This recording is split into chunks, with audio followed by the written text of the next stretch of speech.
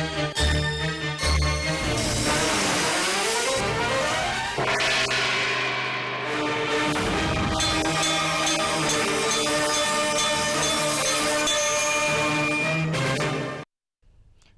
ఘంటారావానికి స్వాగతం. ముందుగా ప్రధానాంశాలు. ఈవీఎం వీవీప్యాట్లపై పిటిషన్లు తిరస్కరించిన సుప్రీం. ఫలితాల తర్వాత అభ్యర్థుల పరిశీలనకు అవకాశం.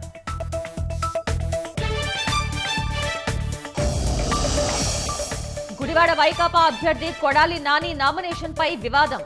తప్పుడు సమాచారం ఇచ్చారంటూ తెదేపా ఈసీకి ఫిర్యాదు. కల్తీ మద్యంతో అనారోగ్యం పాలవుతున్న ప్రజలు. అధికారంలోకి రాగానే కట్టడి చేస్తామని లోకేష్ హామీ.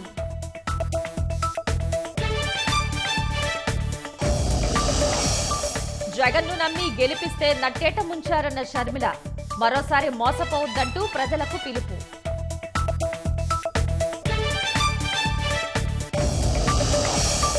సొంత చెల్లిపైనే జగన్ దిగజారుడు వ్యాఖ్యలు చేశారన్న బీటెక్ రవి. వివేకా పైన ఇప్పటికీ తప్పుడు ఆరోపణలు మానుకోవాలని హితవు.